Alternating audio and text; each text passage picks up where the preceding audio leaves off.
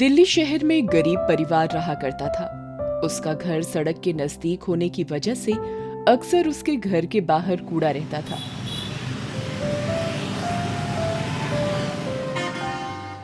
दिन ब दिन उस सड़क पर कूड़ा बढ़ता जा रहा था। एक दिन अचानक उस कूड़े से एक चुड़ैल निकलती है।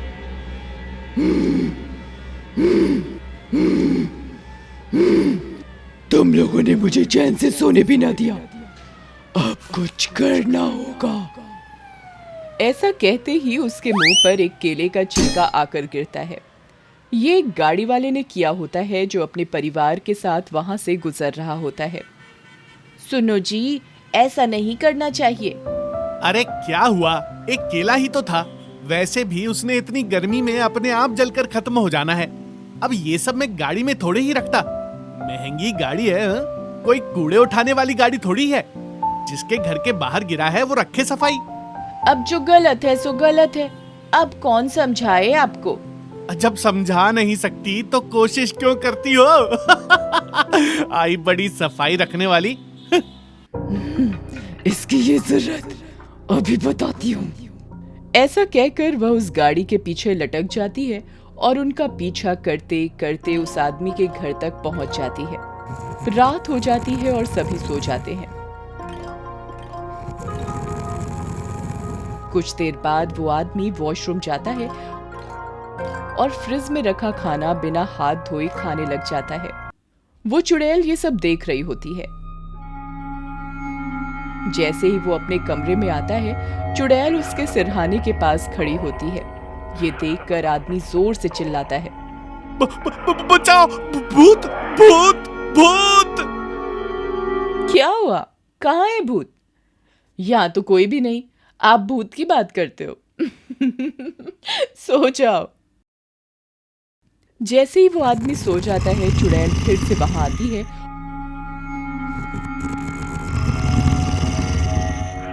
और अपनी जीभ से उस आदमी के हाथों पर अपना थूक लगा देती है। अगले दिन वो आदमी काम से बाहर जाता है तो देखता है उसकी गाड़ी पंचर खड़ी होती है। अरे इससे भी आज ही खराब होना था। अब इन गरीबों के ऑटो में जाना होगा।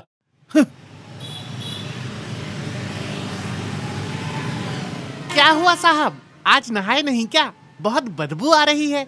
तुम अपने काम से काम रखो, बदबू आ रही है। कभी खुद नहाए हो?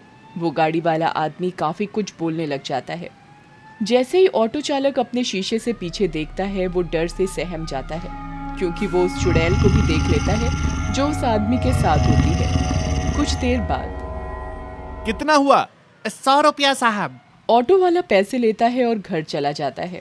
घर पहुंचते ही उस ऑटो चालक को बुखार चढ़ जाता है।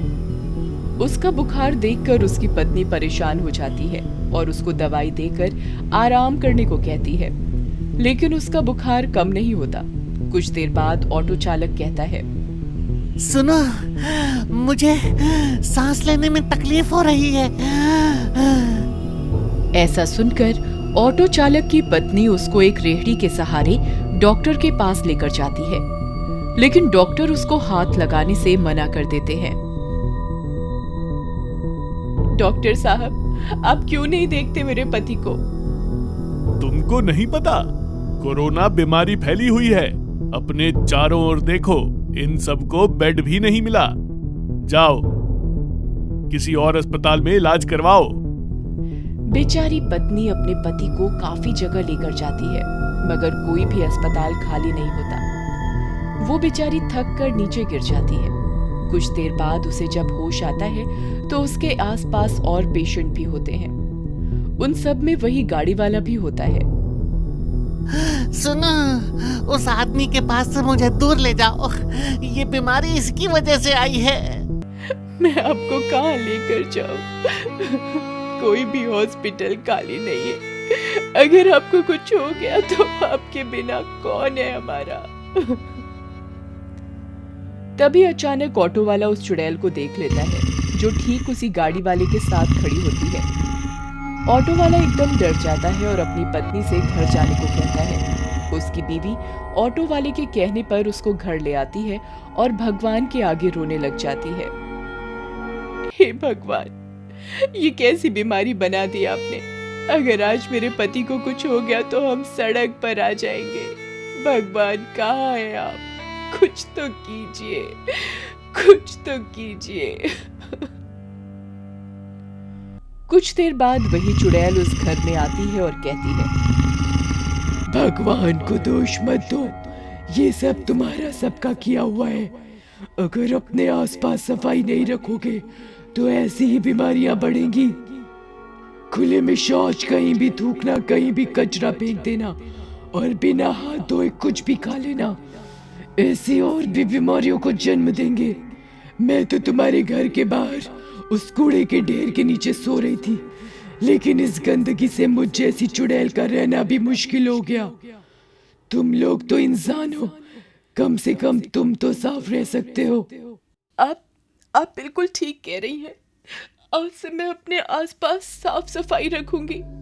मगर आपको नहीं लगता जितना मैं दोषी हूँ उतना ही ये गाड़ी वाले लोग भी हैं?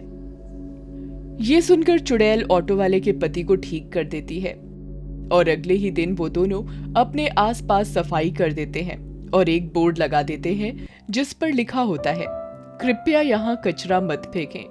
लेकिन ऑटो वाले की पत्नी ने जो कहा वो कहीं ना कहीं ठीक था, क्योंकि आज जो भी गंदगी फैली है उसमें अकेला गरीब नहीं, वो गाड़ी से चलने वाले लोग भी हैं जो अपनी गाड़ी के शीशे से कचरा बाहर फेंकते हैं। तो आप वादा कीजिए कि अपने आसपास कूड़ा ना रहने देंगे, ना ही यहाँ वहाँ कूड़ा फेंकेंगे।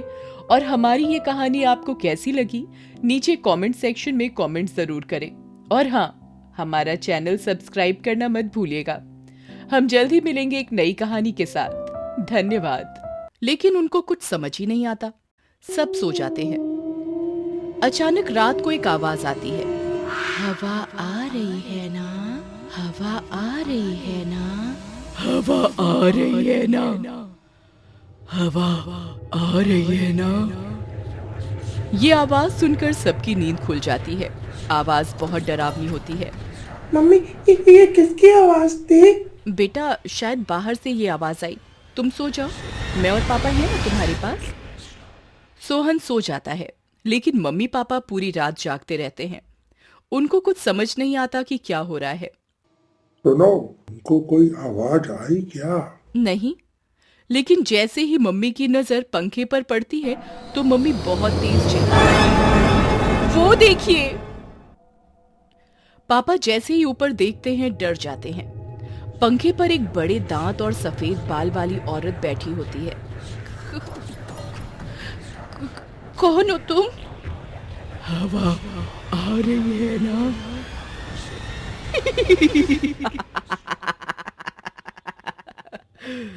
हवा आ रही है ना। और चुड़ैल गायब हो जाती है। मम्मी और पापा डर जाते हैं और मंदिर जाते हैं।